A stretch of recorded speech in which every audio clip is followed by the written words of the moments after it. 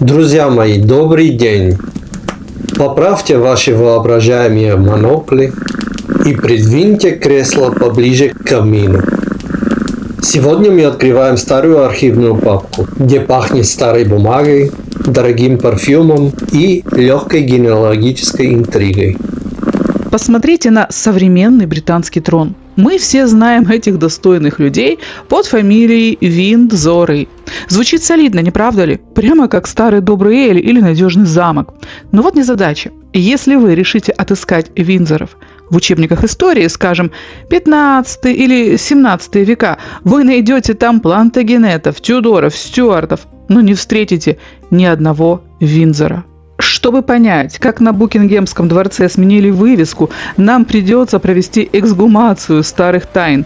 И ниточка нашего расследования тянется вовсе не к английским лужайкам, а в суровую Шотландию, к человеку по имени Арчибальд Дуглас. Именно этот господин, сам того не зная, запустил часовой механизм, который спустя столетия заставил британских монархов судорожно менять паспорта. Вы готовы? Мы начинаем наше расследование. Друзья мои, следствие в разгаре. После нашего репортажа об Арчибальде Дугласе в архивах поднялся настоящий переполох. Некоторые бдительные граждане выдвинули встречный иск. «Позвольте», — кричали они, — «какие Дугласы? Они же немцы, ганноверы, саксен-кобург-готские. Докажите нам, иначе не поверим».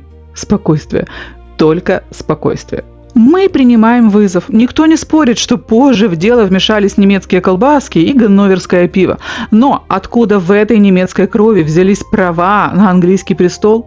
Возвращаемся к нашему подозреваемому Арчибальд Дуглас. Напоминаем, 16 век, Шотландия. Арчибальд не просто красавчик с амбициями, а муж Маргариты Тюдор, старшей сестры того самого Генриха VIII.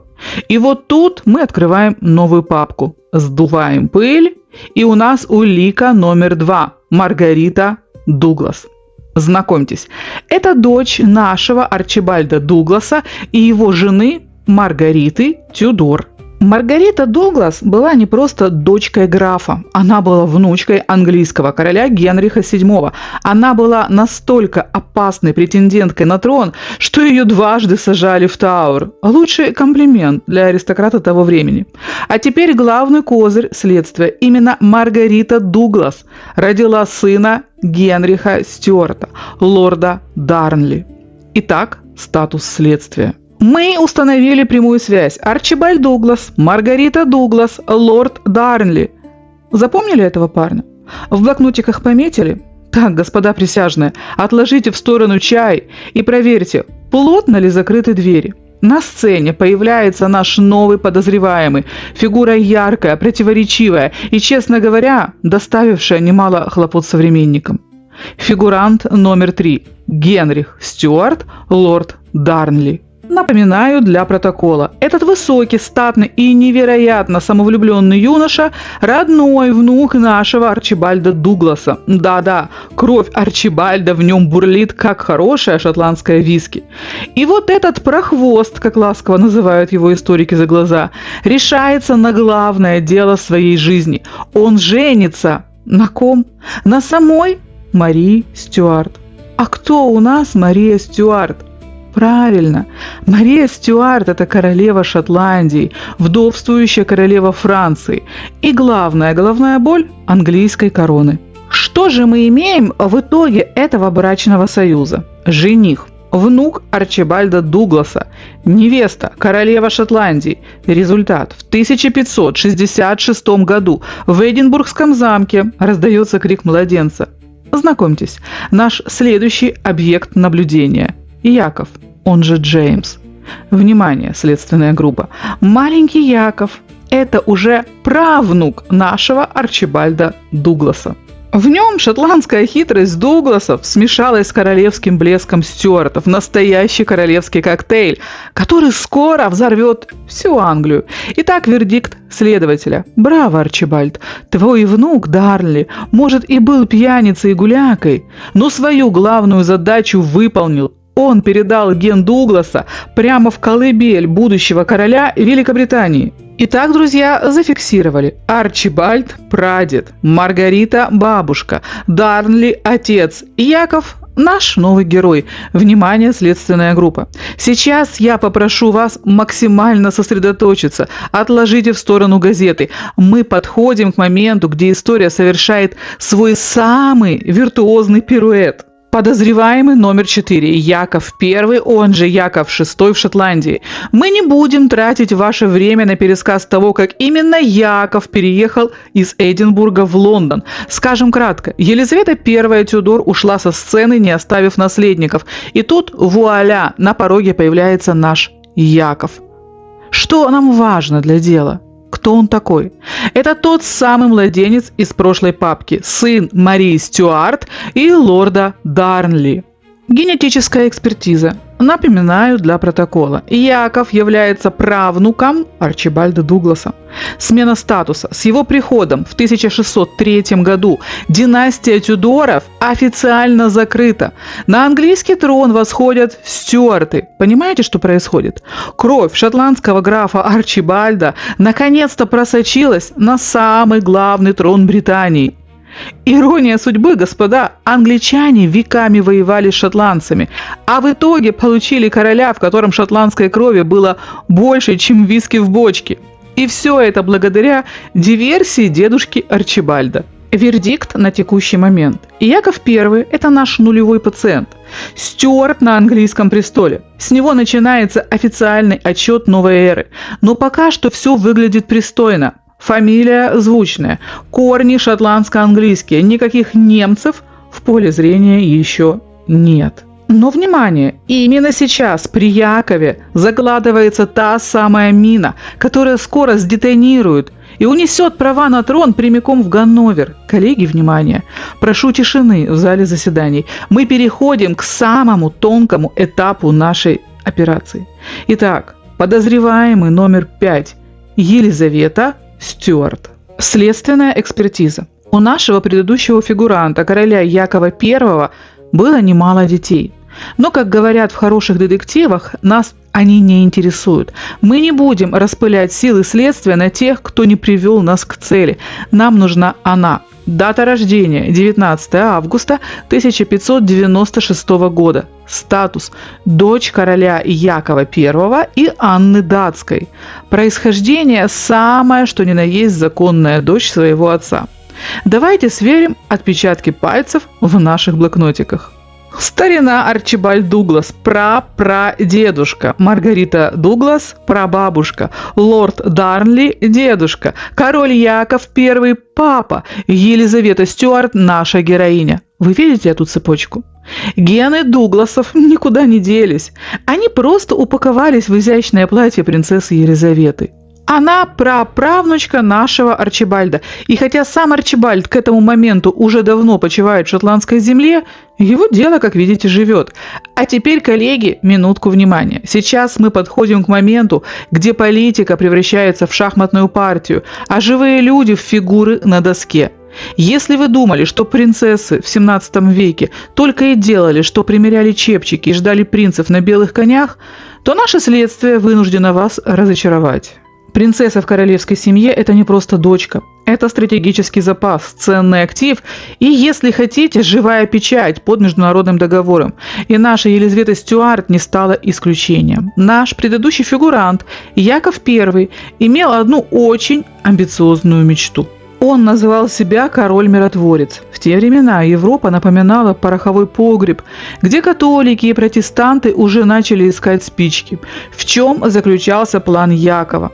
Он решил стать великим арбитром. План был прост, как все гениальное, и столь же опасен. Одного ребенка отдать католикам. Планировался брак сына с испанской принцессой. Другого ребенка отдать протестантам. И вот тут, друзья, в центр кадра выходит Елизавета.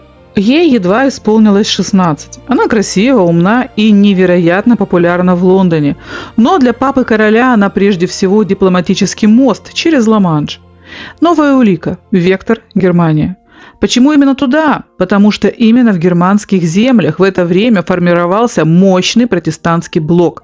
Якову нужно было закрепить свое влияние в самом сердце Европы. Вердикт следствия на текущий момент. Итак, зафиксировали в блокнотиках. Объект Елизавета Стюарт. Миссия – стать залогом мира между Англией и протестантской Европой. Направление – таинственные земли за Ла-Маншем, которые тогда назывались коротким и звучным словом «Пфальц». Следственная справка. Что такое этот ваш Пфальц? Для тех, кто запутался в картах, в 17 веке никакой единой Германии не было. Было лоскутное одеяло из сотен княжеств под вывеской Священной Римской империи. И Пфальц был одним из самых дорогих и престижных кусков этого одеяла. А теперь внимание, следите за руками. Хозяин этой земли назывался не просто князь, а курфюрст. Что это значит на языке следствия? Представьте себе закрытый элитный клуб из 7 человек на всю Европу. Только эти 7 имели право выбирать императора. Курфюрст – это VIP-избиратель с золотым ключом от всей имперской политики. И именно вот за такого курфюрста Фридриха V Пфальцкого наш папа Яков I и решил выдать замуж свою любимую Елизавету. 14 февраля 1613 года в Лондоне гремели пушки и лилось вино. Елизавета Стюарт, напоминаю, прапраправнучка Арчибальда Дугласа, вышла замуж за Фридриха. Свадьба в день Святого Валентина. Звучит романтично, но для нас это начало оперативной разработки. Сразу после праздников Елизавета собирает сундуки, забирает с собой Ген Дугласа и уезжает в Пфальц, в прекрасный замок Гей-дель-Берг. Статус следствия. Наша шотландско-английская кровь официально сменила прописку. Елизавета Стюарт теперь живет в центре Германии. Она жена одного из самых влиятельных немецких правителей. Мы с вами только что увидели, как права на британский престол уехали в чемодане принцессы в сторону Ганновера. Хоть до самого Ганновера нам еще нужно доехать. Мы уже в Германии, господа. Картина проясняется, не так ли? Господа присяжные, приготовьте носовые платки. Наше расследование временно превращается в драму о бедных родственников. Если вы думали, что путь к британскому трону усыпан только лепестками роз, то сейчас мы увидим, как наши герои оказались буквально на обочине истории. Итак, наши фигуранты Елизавета Стюарт и ее муж Фридрих Пфальцкий. Жили они в своем уютном Пфальце, пока им не предложили корону Чехии. И вот тут важный нюанс для протокола. Чехия официально принадлежала императору. Фридрих, по сути, полез на чужую территорию без приглашения. Мы не будем копаться в юридических тонкостях. Пусть этим занимаются следователи императора. У них там свои папки и протоколы. Нас интересует лишь география. Итак, хроника событий. Елизавета и Фридрих переезжают в Прагу. Они сидят здесь ровно столько, чтобы успеть привыкнуть к новым титулам королей Чехии. Император долго ждать не стал. Происходит знаменитая битва при Белой горе.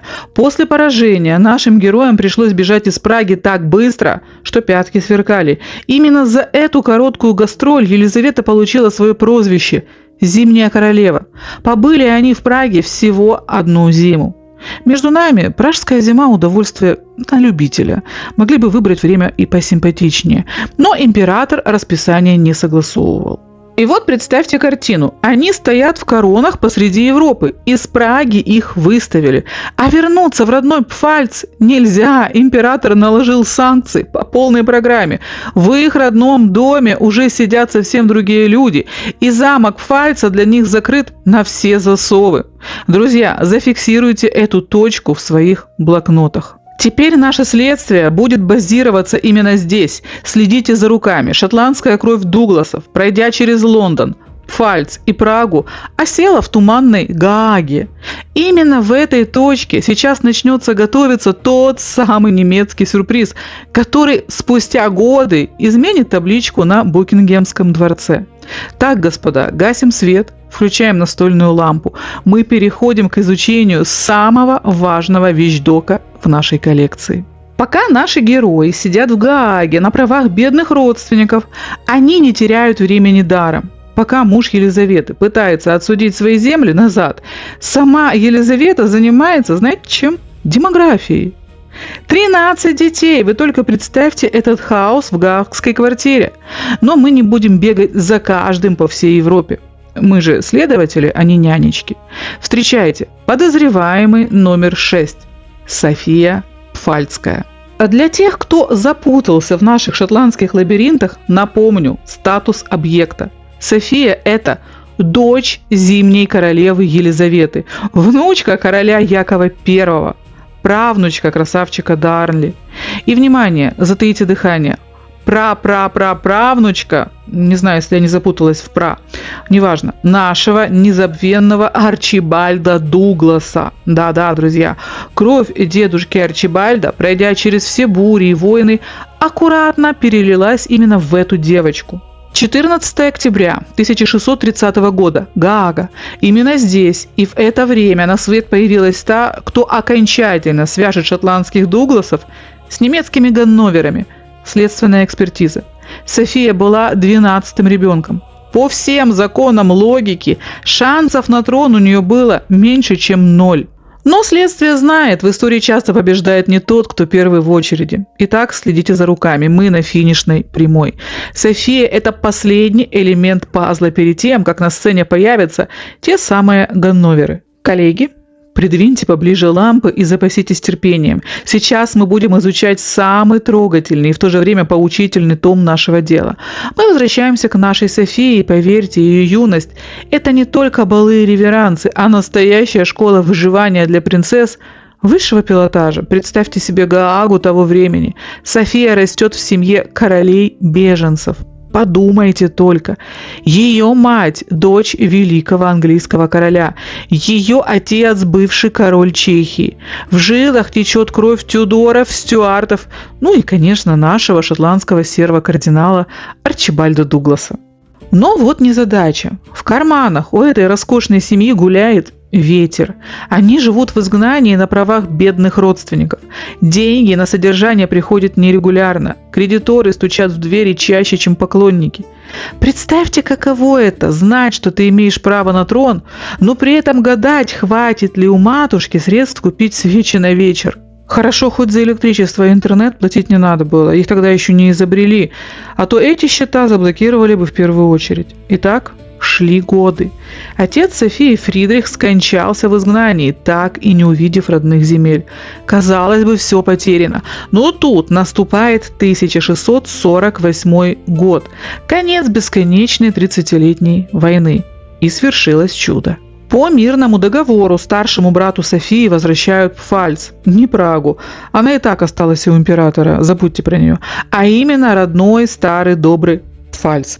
Семья торжественно пакует свои потертые чемоданы и переезжает в Гейдельберг. Замок побит ядрами, стены в трещинах, в садах вместо роз крапива. Но это свой замок. Выдохнули. Теперь София не беженка, а хозяйка положения. А теперь, господа, начинается самый ответственный этап. София выросла. И как она выросла! Она была не просто и умна, и остра на язык, шотландская кровь Дугласов не иначе. Она была признана самой красивой принцессой Европы. Держать такую улику в девках было бы преступлением против генеалогии. Начинаем операцию «Жених». Нам нужен не просто красавец с титулом, а человек, который станет правильным фундаментом для будущих королей Англии. Итак, вердикт следствия.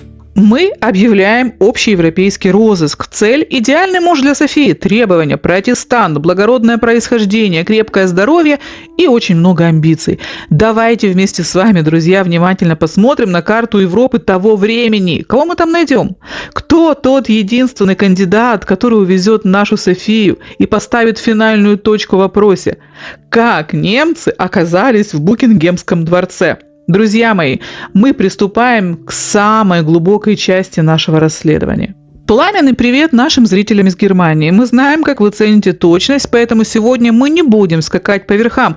Мы залезем в такие дебри истории, куда даже солнечный свет редко заглядывает.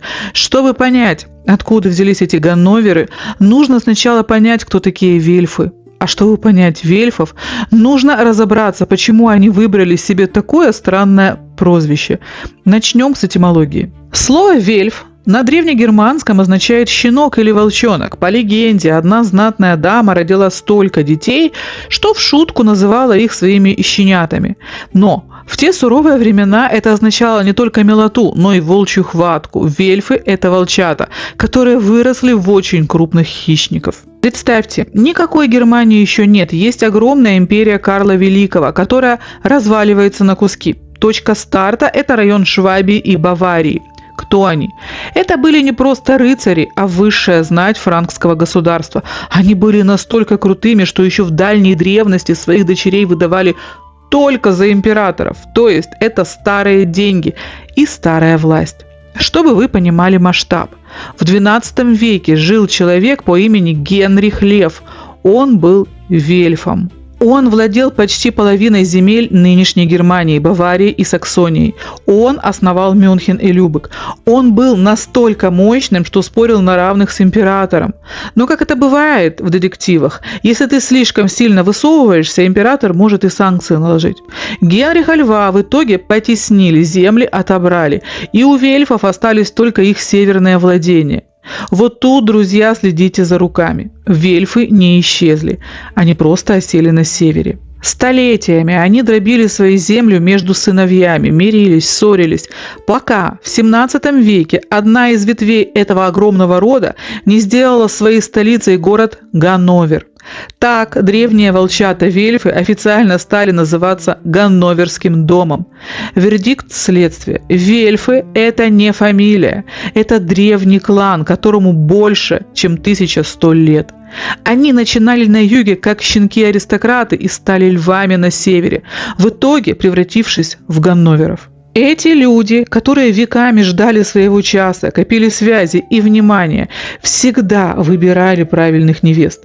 Теперь вы понимаете, почему наша София, самая красивая принцесса Европы, так идеально подошла этому роду.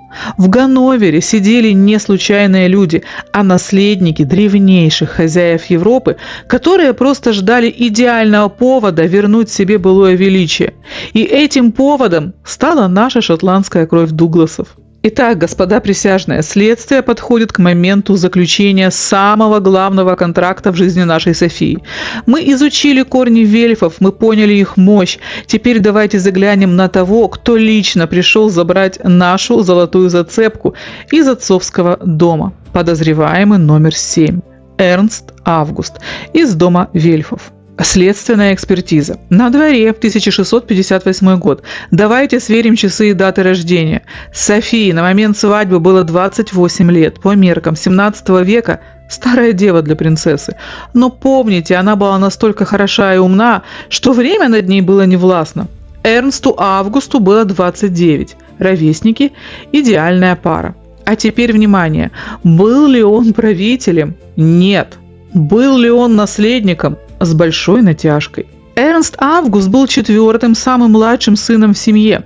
В очереди на престол Ганновера перед ним стояла целая толпа старших братьев. Шансом стать главным боссом у него было примерно столько же, сколько у меня стать адмиралом флота. Свадьба состоялась 30 сентября 1658 года в замке брата Софии. Но здесь кроется настоящая детективная интрига. Знаете, как он получил Софию? Изначально на ней должен был жениться его старший брат Георг Вильгельм. Но тот в последний момент передумал. Он так ценил свою холостяцкую свободу, что буквально переуступил невесту младшему брату Эрнсту Августу. Но София не растерялась. Она поняла, младший брат куда амбициознее старшего.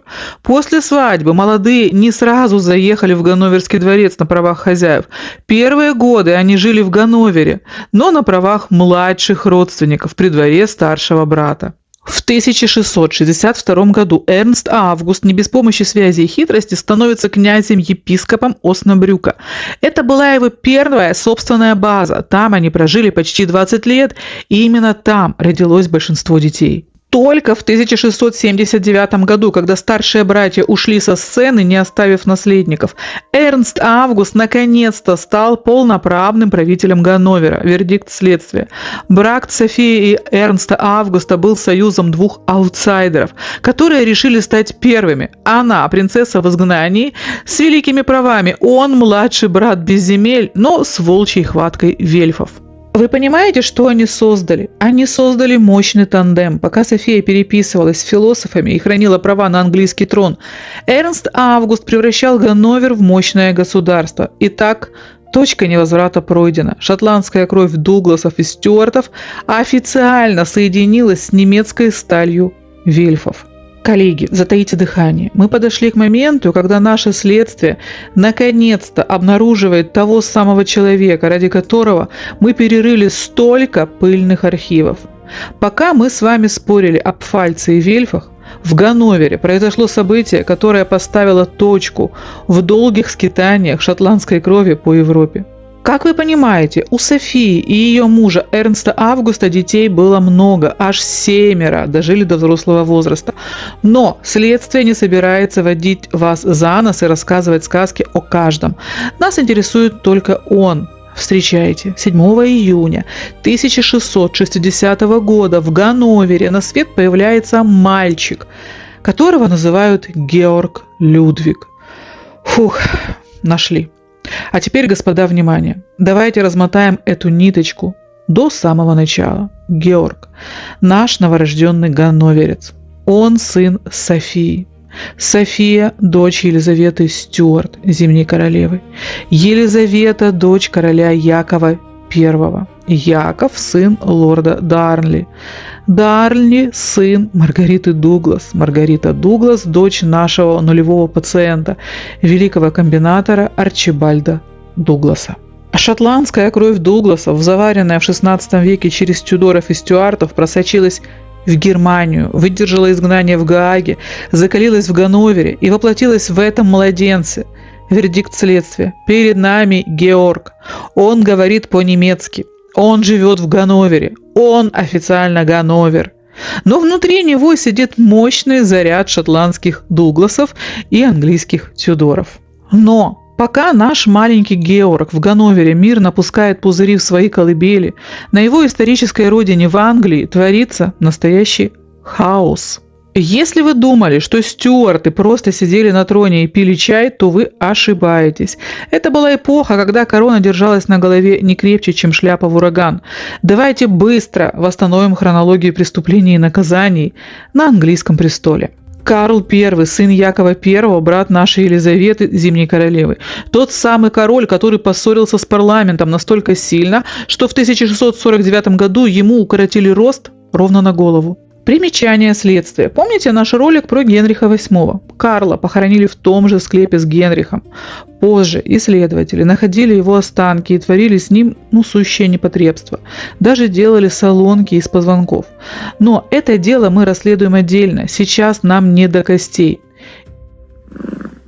Друзья, не забудьте поставить лайк. Эпоха без королей. Кромвель. Около 10 лет Англия жила без монарха, пытаясь понять, каково это быть республикой. Спойлер. Англичанам не понравилось. Им не хватало блеска, корон и сплетен из дворца. Реставрация Карла II. Сын казненного короля возвращается из изгнания. Веселый король, любитель жизни и дам. Незадача. Законных детей, наследников, у него не осталось. И вот тут, господа, начинается самое вкусное для нашего дела. На трон садится его брат Яков II, который решает, что быть католиком в протестантской Англии – это шикарная идея. Англичане его терпели ровно до тех пор, пока у него не родился сын-католик. Тут терпение лопнуло. Якова выставили за дверь. Славная революция 1688 года. И на трон позвали его дочерей-протестанток. И вот тут мы подходим к финалу этой части нашего дела. На сцене королева Анна, последняя из правящих Стюартов. Она была доброй, она была протестанткой, ее очень любил народ. Но за закрытыми дверями дворца разыгрывалась страшная трагедия. Коллеги, я прошу вас отложить все шутки. Мы открываем, пожалуй, самую печальную страницу нашего расследования. Мы привыкли видеть в этой истории только даты и битвы, но за этим делом скрывается личная драма женщины, которая несла на своих плечах судьбу целой империи. И поверьте, эта ноша оказалась непосильно тяжелой. Знакомьтесь, Анна Стюарт, дочь того самого Якова II, которого выставили за дверь, протестантка, добрая душа и последняя ниточка, за которую держалась английская корона.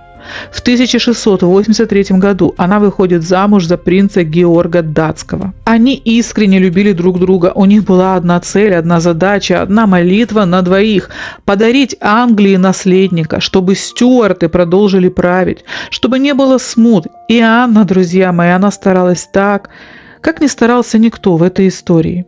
Следите за датами в нашем протоколе. Это не просто цифры, это 17 ударов сердца империи, которые оборвались. 1684 год. Родилась девочка, но она не дожила даже до крещения. Пустая колыбель номер 1. 1685 год. Родилась принцесса Мэри. 1686 год. Родилась Анна София. И тут, внимание, следствие фиксирует двойной удар. В 1687 году разразилась эпидемия оспы. Сначала умирает маленькая Анна София, а через 6 дней ее старшая сестра Мэри. За 1 неделю отец и мать потеряли всех своих детей. 2 маленьких гробика за 1 раз. Но Анна не сдалась, она знала, трон ждет. 1687-88 годы. Сплошные выкидыши и мертворожденные дети. Организм Анны измотан, она почти не может ходить. Ее мучает подагра и другие болезни, но она продолжает стараться. 1689 год. Аллилуйя! Рождается мальчик Уильям. Весь Лондон празднует. Казалось, проклятие снято. Но посмотрите на записи врачей. Мальчик был очень слаб. У него была большая голова.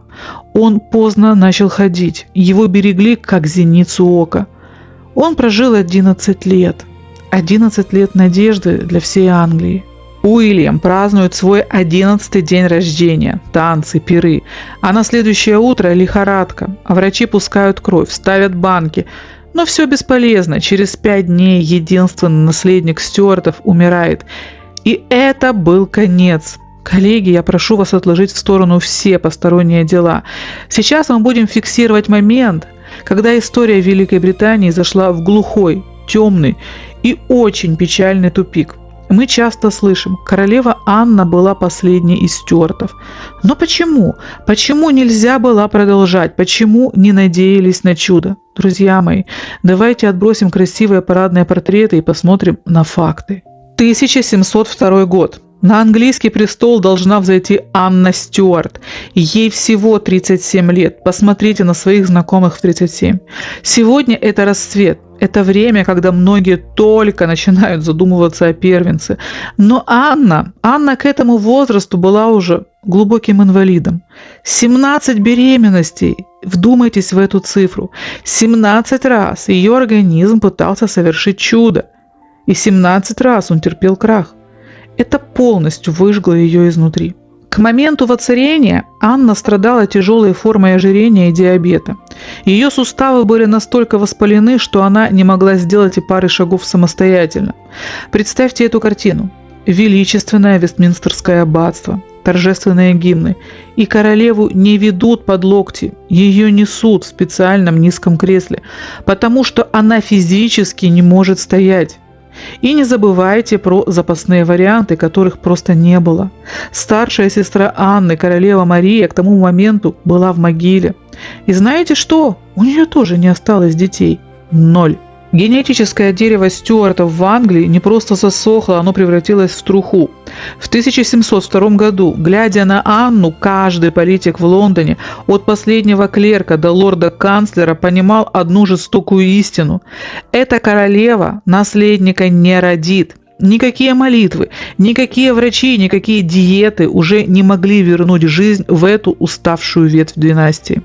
Парламент Англии оказался в ситуации, когда нужно было либо ждать хаоса и гражданской войны после смерти Анны, либо срочно искать замену на стороне. И вот здесь, друзья, наше следствие совершает финальный разворот. Пока Анна в Лондоне пытается справиться с болью в ногах и горечью потерь, английские гонцы уже достают из архивов ту самую папку с надписью «Ганновер».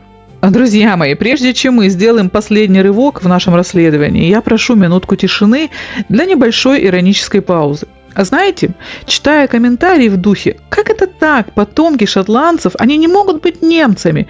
Это же другая фамилия, а вот докажите». Я себе невольно представляю, если бы наши глубоко уважаемые скептики оказались в английском парламенте начала XVIII века. История бы просто закончилась. Занавес, тушите свет. Они бы сидели перед пустеющим троном и разводили руками. Ну, Стюарты кончились, фамилия такая больше не значится. Расходимся. Представьте себе 1700 год. Перед нами трагедия королевы Анны, 17 гробиков, 17 надежд, похороненных одна за другой. Если бы тогда в Лондоне сидели те, кто сегодня требует от нас доказательств, иначе не поверю, да-да, именно так и писали некоторые умельцы, они бы просто смотрели, как угасает династия, и даже не подумали бы заглянуть в архивы. Они бы не догадались спросить, а что у нас там по женским линиям? Куда уехала дочка Якова I? Кого она там родила в своих Европах? В те времена, господа присяжные заседатели, люди были куда практичнее. Они прекрасно понимали простую истину. Фамилия на табличке – это всего лишь вывеска. Вы можете 100 раз выйти замуж, поменять паспорт, переехать из Эдинбурга в Ганновер и начать говорить с немецким акцентом. Но ваш дедушка Арчибальд Дуглас от этого не перестанет быть вашим дедушкой. Для английских лордов было очевидно, если прямая мужская линия Стюартов высохла, мы идем по женской, мы ищем ту самую ниточку, которую принцесса Елизавета Стюарт унесла с собой. И знаете, что самое интересное? Тех, кто сомневался и требует доказательств, тогда просто бы не пустили к государственным делам, потому что в те времена отрицать родство по женской линии было все равно, что отрицать, что солнце встает на востоке. Итак, господа скептики, фиксируем. Фамилия Ганновер – это политический адрес, а кровь Дугласов – это биологический факт. И именно этот факт позволил английскому парламенту сделать свой выбор. Ну вот теперь, когда мы разобрались с логикой, давайте зададимся по-настоящему важным вопросом. Почему из всех протестантских родственников выбор пал именно на Ганновер?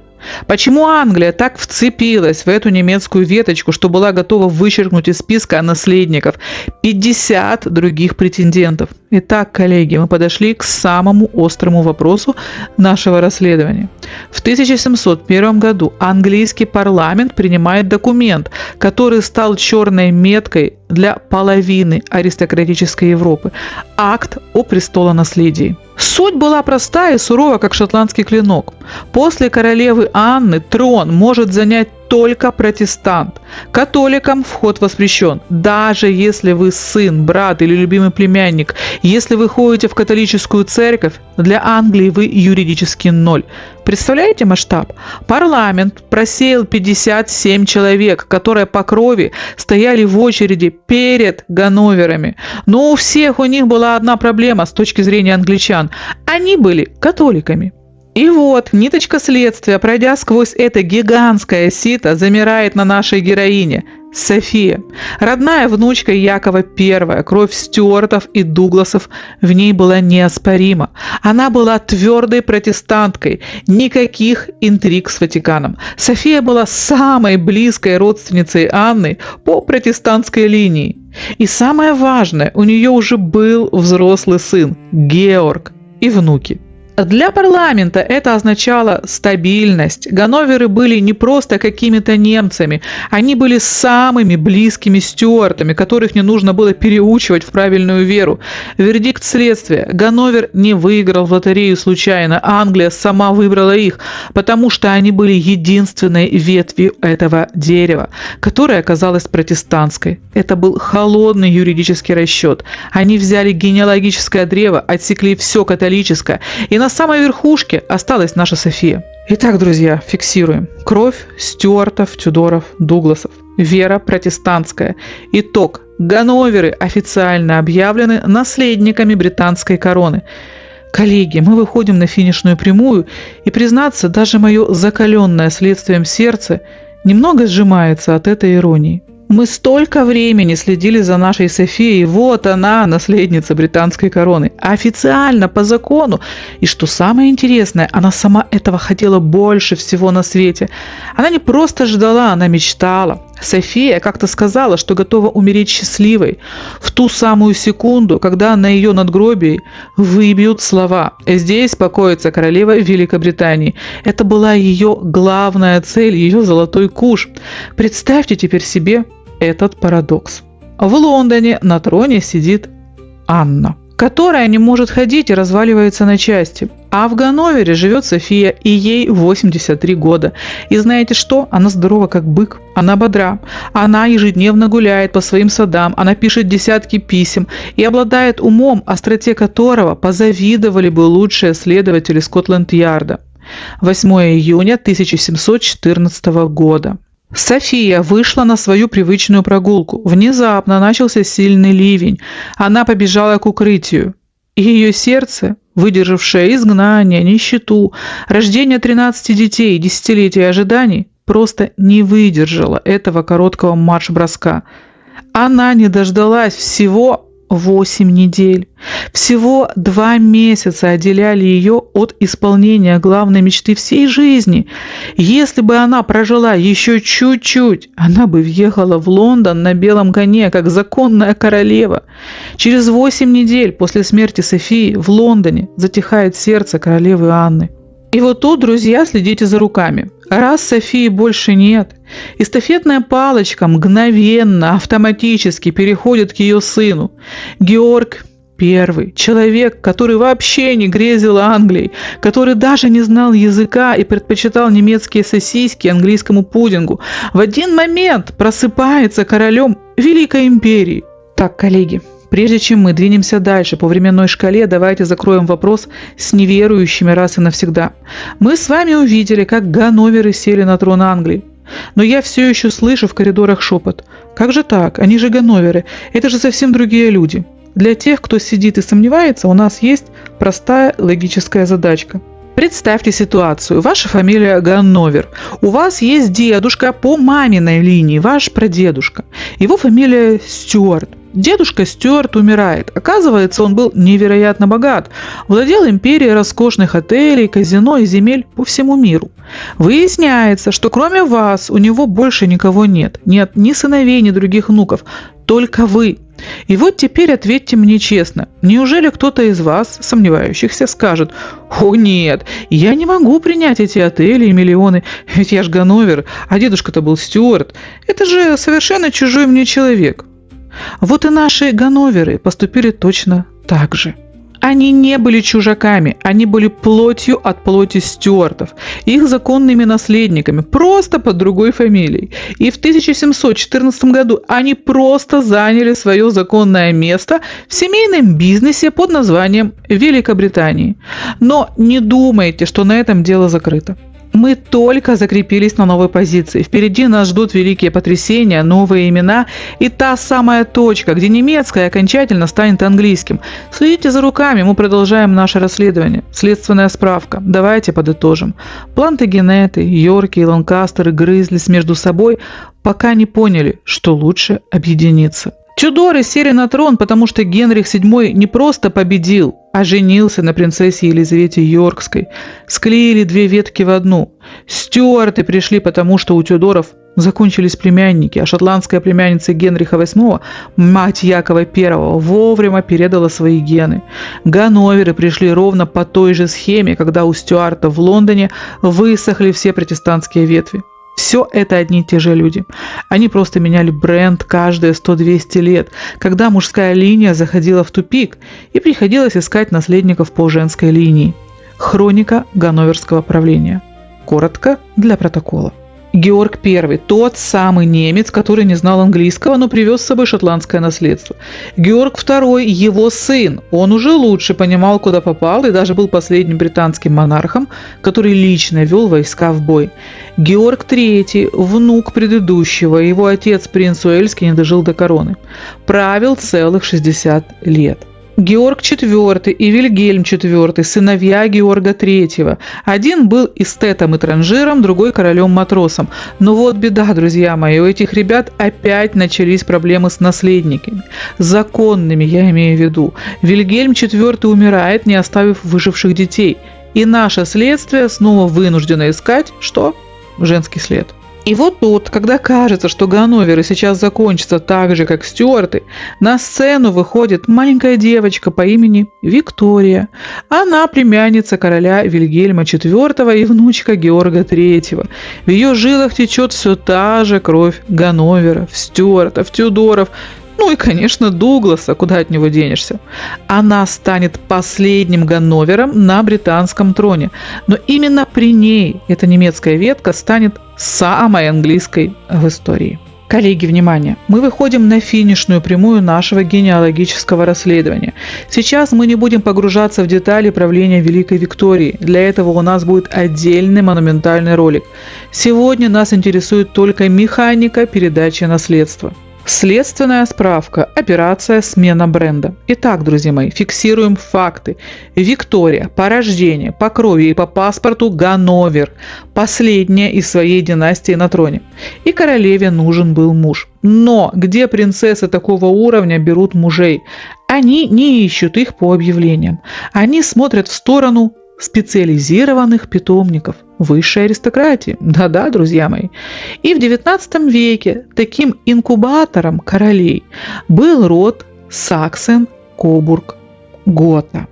Коллеги, надеваем перчатки и берем самые мощные лупы. Мы погружаемся в такую глубину веков, где чернила на пергаментах еще пахнут средневековыми кострами. Род, о котором мы сейчас говорим, это настоящий сейф с самыми старыми акциями Европы. Встречайте, династия Веттинов. Переносимся на 1000 лет назад в дикие леса Саксонии. Свое имя род получил от замка Веттин на реке Зале. Кто они такие? Это были не просто воины, а маркграфы, пограничники императора. Они охраняли восточные рубежи Священной Римской империи. Представьте себе суровых людей в кольчугах, которые веками держали щит Европы. За верную службу императоры осыпали их землями, пока Веттины не стали хозяевами всей Саксонии. У них было все – серебряные рудники, университеты и статус курфюрстов, тех самых выборщиков императора. Но в 1485 году два брата, Эрнст и Альберт, решили поделить наследство. Альбертины-младшие забрали себе богатые города и в итоге стали королями Саксонии.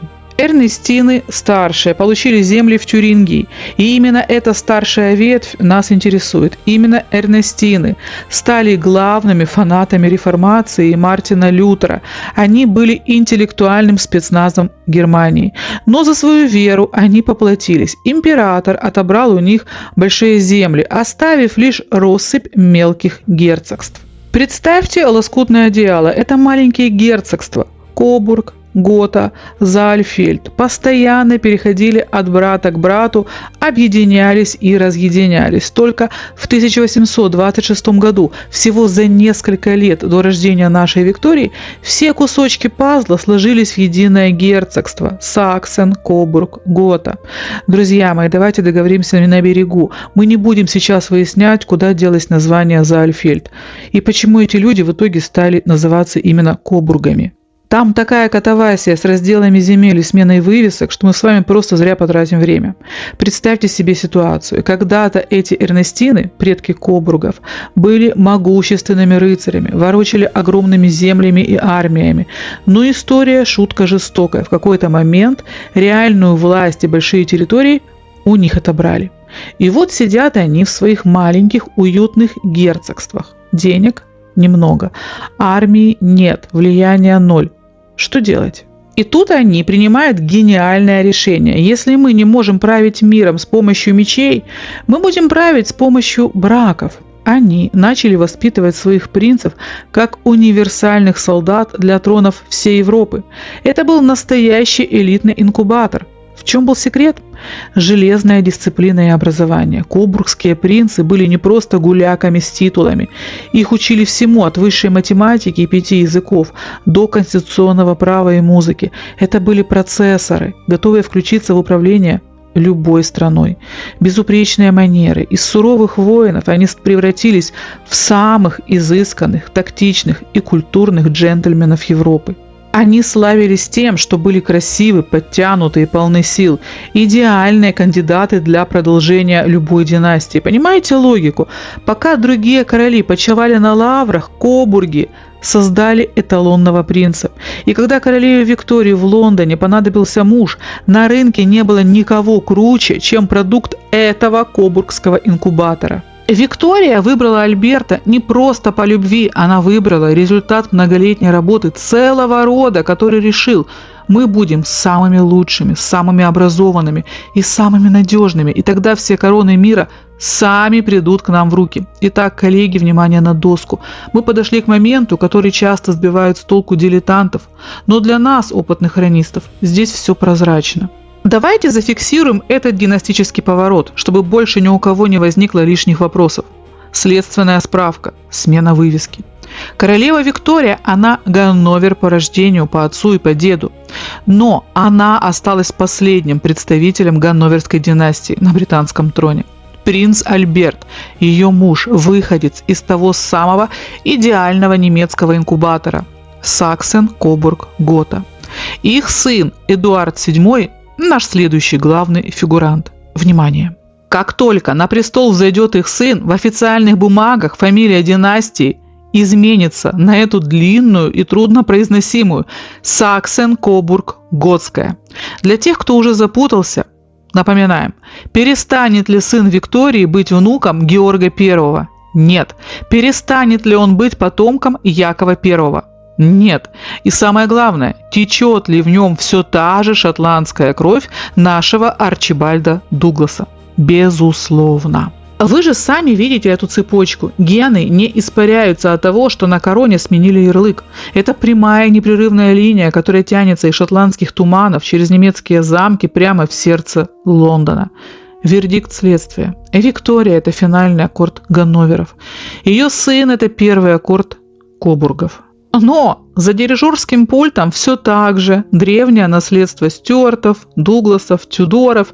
Фамилия – это просто юридический бренд эпохи. Друзья мои, мы входим еще раз на финишную прямую, где время начинает ускоряться.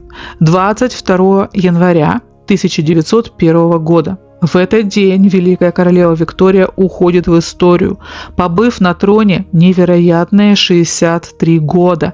И именно в этот момент наше следствие фиксирует официальную смену караула. На трон восходит старший сын Виктории Эдуард VII. Статус. Ему 59 лет. Он почти всю жизнь провел в ожидании короны. Династия. Он официально Саксен-Кобург-Гота. Он прожил свою короткую, но яркую эпоху 1901-1910 как истинный Кобург на троне. Он обожал Париж, скачки и дипломатию. Представьте себе, Эдуард VII прожил всю свою жизнь, ни секунды не сомневаясь в своей фамилии. Он и представить не мог, что это длинное немецкое название уже совсем скоро станет вне закона в его собственной стране. 6 мая 1910 года Эдуард VII умирает. На сцене появляется его сын Георг V. Коллеги, мы подошли к самому драматичному повороту нашего расследования. На календаре начала 20 века. На троне Англии сидит Георг V. По паспорту он 100% Саксен-Кобург-Готский. И все шло прекрасно, пока мир не перевернулся с ног на голову. 28 июня 1914 года. Сараево. Убивают Франца Фердинанда. Казалось бы, где Сараево, а где Лондон? Но по эффекту домино вспыхивает Первая мировая война. И вот тут Англия вступает в смертельную схватку с Германией. Давайте объясним это на пальцах без заумных терминов. Представьте себе ситуацию. Вы король Англии, вы символ нации, вы ведете свой народ на войну против немцев. Но ваше имя Саксен-Кобург-Гота. Все знают, что ваш младший двоюродный брат, немецкий кайзер Вильгельм II, с которым вы сейчас воюете, и что еще хуже, на Лондон летят немецкие тяжелые бомбардировщики, которые называются «Гота». Представьте гнев лондонского рабочего, чей дом только что разбомбил самолет с названием «Гота». А вечером он открывает газету и видит, что его собственного короля зовут точно так же. Это было не просто неуютно, это пахло настоящим бунтом. Георг V был человеком проницательным. Он чувствовал, как в народе растет напряжение. Люди в Британии начинали менять немецкие фамилии на английские, отказываться от немецкого пива и даже переименовывать немецких овчарок в эльзасских волчьих собак. И на этом фоне король с фамилией, которая звучит как раскат немецкого грома, выглядел очень подозрительно. Вердикт следствия на текущий момент. Георг V понимает, он больше не может быть Кобургом воюющей Англии. Его немецкие корни и знак качества превратились в черную метку. Друзья мои, представьте себе состояние Георга V в разгар 1917 года. Король понимает, его немецкой фамилии настал окончательный и бесповоротный капут. Нельзя вести Англию в бой, когда твое имя звучит так же, как название бомб, которые падают на твой город. Это был вопрос не просто имиджа, а выживания. Король решительно отказывается от всех немецких титулов, от всех германских гербов. Но какую фамилию взять взамен? Нельзя же просто назваться мистером Смитом. И вот тут, господа присяжные заседатели, кроется самая суть нашего повествования. Георг V не стал искать новое имя в справочниках. Он посмотрел на то, что было самым древним, самым глубоким и самым английским в его распоряжении. Это замок Виндзор. Символ Англии. Он стоит на этой земле почти 1000 лет. Это не чужое место. Для Ганноверов и Кобургов Виндзор был не просто недвижимостью, это их дом. Здесь лежали их предки, здесь вершилась история их рода еще со времен Стюартов и Тюдоров. Они взяли это имя по праву крови. Это была не маскировка, а признание. Мы не пришельцы из Германии, мы хранители этой крепости, и наши корни вросли в этот камень так глубоко, что их не вырвать никакой войной. 17 июля 1917 года Великий Совет. В этот день одним росчерком пера король объявляет: отныне и навсегда его дом будет носить имя Виндзор. Для тех, кто все еще сомневается, напомню, сменилась вывеска, но не кровь. За новым английским именем все та же мощная цепочка. Виктория, София Ганноверская, Яков I и тот самый шотландский Арчибальд Дуглас. Они просто сбросили лишнюю немецкую шелуху, чтобы оставить самое главное. Итак, на троне первый Виндзор, Георг V. У него подрастают два сына, старший Эдуард, натура тонкая и влюбчивая, и младший Георг.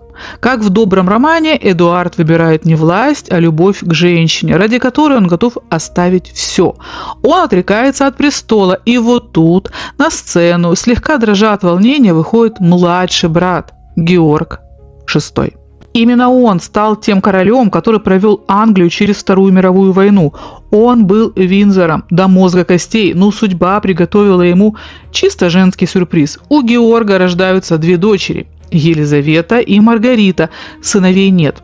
И вот тут мы видим, как сильно изменился мир. На дворе 20 век. Наш Георг не стал, подобно Генриху VIII, менять жену или веру в поисках наследника. Никаких казней и дикостей. Наследницей официально становится старшая дочь, девочка с железной волей по имени Елизавета. Когда Елизавета решает выйти замуж, на горизонте появляется он – статный красавец, греческий и датский принц Филипп. У него была сложная судьба и еще более сложная немецкая фамилия – Маунтбеттен. Казалось бы, история повторяется. Как когда-то Виктория сменила Ганноверов на Кобургов из-за мужа, так и Елизавета должна была превратить Виндзоров в Маунтбеттенов. Но не тут-то было. Умные люди в правительстве, включая самого Уинстона Черчилля, вовремя шепнули: «Ваше Величество, мы только-только привыкли к Виндзорам. Давайте не будем снова путать народ этими сложными именами». И Филипп, хоть и был принцем, спорить не стал. Елизавета волевым решением оставила семье фамилию отца и деда. Сегодня на троне сидит Карл III. И если после нашего долгого пути кто-то еще спросит, а при чем здесь шотландский интриган Арчибальд Дуглас, мы просто пожмем плечами. Арчибальд передал гены Стюартам, Стюарты передали эстафету Ганноверам, Ганноверы превратились в Кобургов, Кобурги надели маску Виндзоров. А суть нашего следствия проста. Фамилия – это лишь одежда, которую монархи меняли в зависимости от политической моды. Но под этими дорогими костюмами пульсирует все та же древняя кровь, которая начинала свой путь в туманах Шотландии.